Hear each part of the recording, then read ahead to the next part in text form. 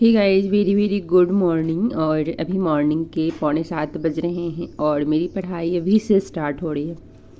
उससे पहले मॉर्निंग का जो भी काम होता है वो मैं कंप्लीट कर लेती हूँ, उसके बाद ही मैं पढ़ने बैठती हूँ।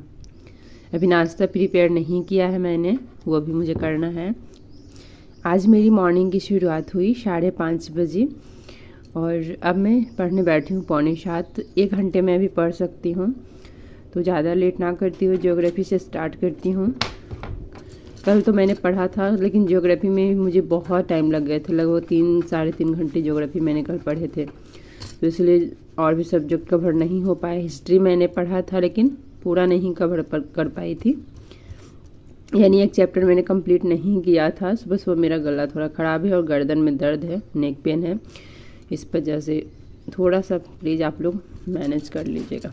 चलिए तो अभी स्टार्ट करते हैं। और जो कल मैं पढ़ रही थी चैप्टर, वो 2 चैप्टर कल मैंने कंप्लीट किया, तो आज उसे ही मैं पढ़ूंगी जो लास्ट चैप्टर मैंने पढ़ा था।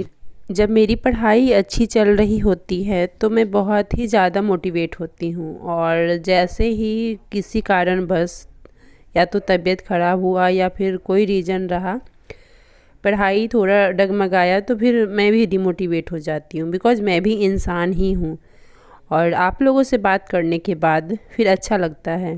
और जब मैं वीडियो अपलोड नहीं करती हूँ, जैसे पढ़ाई नहीं होती है, मैं डिमोटिवेट हो जाती हूँ, तो वीडियो भी अपलोड करने का मन नहीं होता है। और जब मैं वीडियो अपलोड नहीं करती हूँ, आप लोगों से बातें नहीं करती हूँ, तो मैं फिर मोटिवेट नहीं हो पाती हूँ। कल मैं बहुत ट्राई की कि वीडियो अपलोड कर दूँ एडिट करके, बट नहीं बोल पा रही थी, मैं ओवर वॉइस नहीं कर पा रही थी। फिर मैंने सॉन्ग लगाया कि चलो सॉन्ग लगा करके अपलोड कर दूँ, बट फिर मुझे अच्छा नहीं लगा, तो इसलिए मैंने स्किप कर दिया। तो फिर मेरा आजकल ऐसा ही हो रहा है। सो गाइस, तो मैंने यहाँ तक कंप्लीट कर लिया है और अभी मैंने बस इतना ही पढ़ा है। लगभग 1 घंटे मैंने पढ़े हैं। अब मुझे जाना है किचन में नाश्ता बनाने के लिए, तो आप लोगों से मैं मिलूँगी नाश्ता बनाने के बाद। जब भी कभी मैं अपने बारे में सोचती हूँ अकेले बैठ कर के, तो मुझे बहुत ही बुरा लगता है खुद के लिए कि आज जो मैंने अपने लिए सोचा वो मैं कुछ साल पहले क्यों नहीं सोच पाई थी।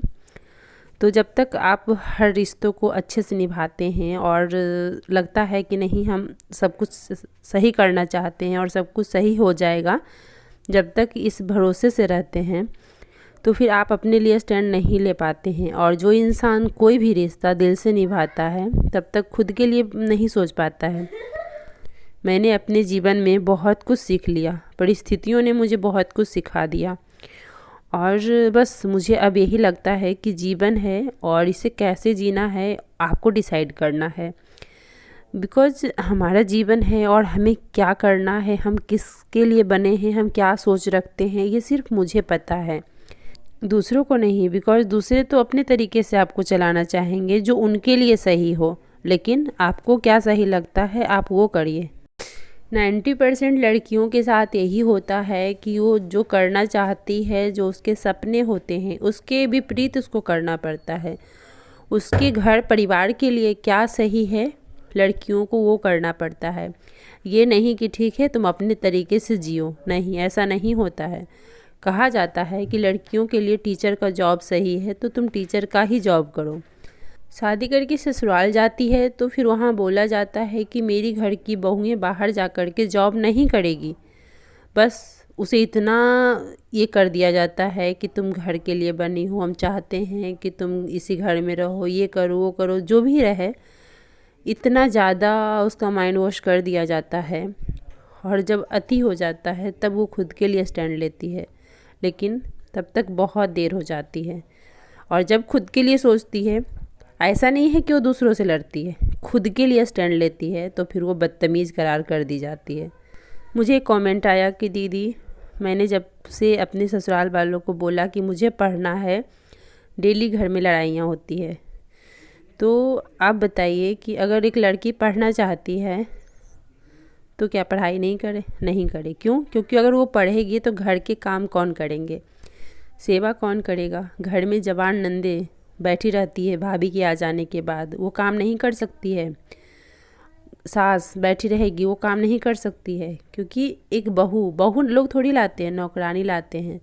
और जो लोग नहीं उस काम को कर पाते हैं अच्छे से या फिर नहीं करना चाहते हैं, वो अपने सपनों को पूरा करते हैं, तो फिर मोहल्ले में, घर परिवार में यही बताया जाता है कि बहू नहीं अच्छी है। चाहे बहू कितना भी अच्छी नेचर का हो, अगर वो नौकरों की तरह काम नहीं कर रही है तो नहीं अच्छी है।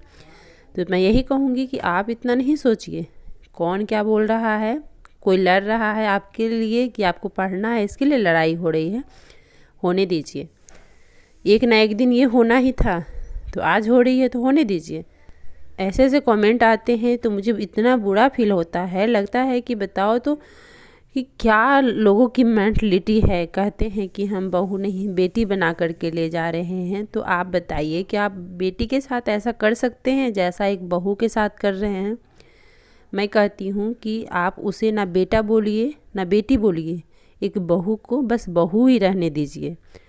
ये रिश्ता जो बना है वो रिश्ता को ख़राब मत करिए, बेटी बना करके, बेटा बना करके उसे जलील मत करिए। एक बहू है वो हमेशा बहू ही रहेगी, कभी भी बेटी नहीं बन सकती है। और बेटी का दर्जा दे करके उसको इस तरीके से जलील ना किया जाए तो ज़्यादा बेटर है। कोई भी लड़की ससुराल आती है तो ये सोच करके नहीं आती है कि हमें जाते के साथ झगड़ा करना है। वो आपके ऊपर डिपेंड करता है, आपके व्यवहार के ऊपर डिपेंड करता है। आप उसके साथ जैसा व्यवहार करिएगा वो देखा देखी फिर आपके साथ भी वैसा ही करेगी। ऐसा नहीं है कि वो सीख करके आती है मायके से, नहीं, वो आपको जो देखती है, जो आप उसके साथ ऐसा करते हैं वैसा आपके साथ करेगी या करती है। और लड़कियां आज के डेट में पढ़ी लिखी है, अगर उसके साथ आप अच्छे से व्यवहार करिए तो वो भी आपके साथ अच्छे से रहेगी। मैं सभी लड़कियों से यही कहना चाहूँगी कि आप ज़्यादा टेंशन नहीं लीजिए, आपको अपने लिए जीना है, क्योंकि दुनिया स्वार्थी हो चुकी है। और जब सब अपने बारे में सोच रहा है तो आपका भी अधिकार है, आपका भी राइट्स है कि खुद के लिए सोचें। तो अगर आप पढ़ना चाहते हैं, आप कुछ करना चाहते हैं तो आप वो करिए।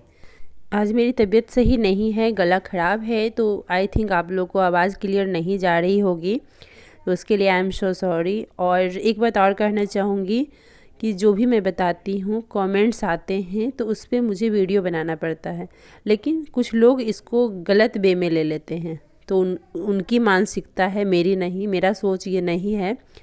कभी कभी मैं ये सोचती हूँ इतना बड़ा एग्ज़ाम के लिए मैंने सोचा है, इतना बड़ा एग्ज़ाम के लिए डिसीजन लिया है, क्या ये सही है या गलत है?